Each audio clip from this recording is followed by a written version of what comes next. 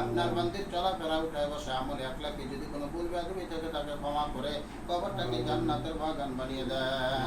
এমনি ভাবে আল্লাহ সজীবের দাদা দাদি নানা নানি চাচা জেঠা আত্মীয় স্বজন আপনজন ময় মুরব্বীদের থেকে যারা অন্ধকার কবরে সকলের কবরগুলো জান্নাতের বাগান বানিয়ে দেন।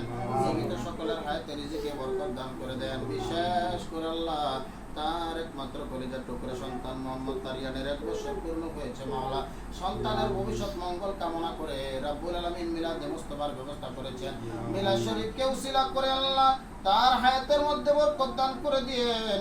আদর্শ নেককার সন্তান হিসেবে কবুল করে নিয়েন। নেককার সন্তানকে আল্লাহ যেন আল্লাহ গড়ে তুলতে পারে সেই তৌফিক বাবাকে দান করে দিয়েন। আল্লাহ আদর্শ সন্তান হয়ে যেন ভবিষ্যতে যেন দেশ ও জাতির কল্যাণে কাজ করতে পারে ওই রকমের নেককার সন্তান আপনি বানিয়ে দিয়েন রব্বুল আলামিন। খাস করে আল্লাহ সজীবের কামাই রুজিতে বরকত দান করে দিয়েন। গাড়ি চালায় রাস্তাঘাটের অ্যাক্সিডেন্ট বলা মুসিবত থেকে হেফাজতে রাখিয়েন। স্ত্রী সন্তান আত্মীয় রব্বুল আলামিন যারা রয়েছে সকলকে নিয়ে সুখে থাকার তৌফিক দান করে দিয়েন। বিপদ আপদ বালা মুসিবত পেরেশানি দূর করে দিয়েন। কোরআন সুন্নাহ মতো জীবন যাপন করার তৌফিক দিয়েন। আশিকে রাসূল আশিকে ওলি হিসেবে কবুল করে নিয়েন। খাস করে আমাদের উপর থেকে সকল বিপদ আপদ গুলো দূর করে দিয়েন। মাবুদ হঠাৎ করে আজকে মাওলা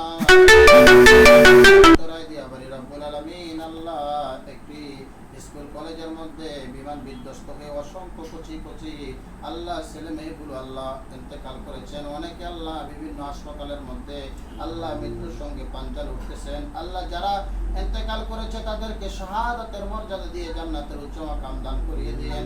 যারা বিভিন্ন মেডিকেলে ভর্তি রয়েছে মাওলা তাদেরকে শাফায়ে আজলা কামিলা আপনি দান করে দিয়েন। মা বাবাগুলোকে ধৈর্য ধারণ করার তৌফিক দিয়েন। মাওলা আমাদের প্রত্যেকের বিবি বাচ্চা সন্তানদের হায়াতে আপনি বরকত দান করে দিয়েন। আল্লাহ সন্তানের জন্য কত মা বাবাগুলো কাতরাচ্ছে মাওলা আমরা তো মা বাবা হয়েছি আল্লাহ আমাদের সন্তানগুলো আপনি সুস্থ রাখিয়েন। বিপদ আপদ থেকে আল্লাহ হেফাজতে রাখিয়েন। মাবুদ যেই দিন দুনিয়া বিহায়া শেষ হয়ে যাবে ওই দিন আপনার বন্ধু নবীর চেহারায় নূরানি দেখাইয়া আমাদের জবানে জারি করে দিয়েন মধুর কালেমা লা ইলাহা ইল্লাল্লাহু মুহাম্মাদুর রাসূলুল্লাহ।